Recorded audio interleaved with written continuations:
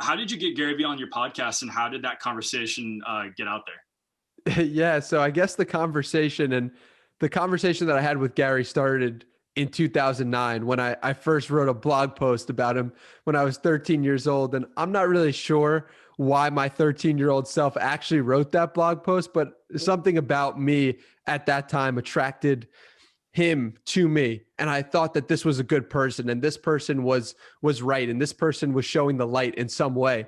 And so it started in 2009 with a blog post. Then 2011,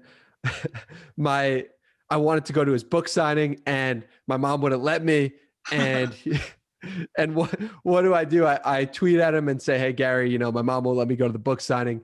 He ends up saying, "What's her number?" Calls her, leaves her a voicemail on the spot.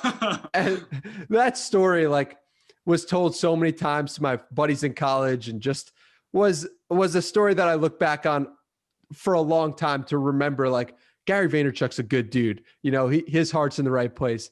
And so, yeah, what happened was I put my dream guest for the podcast onto Twitter in December of 2020.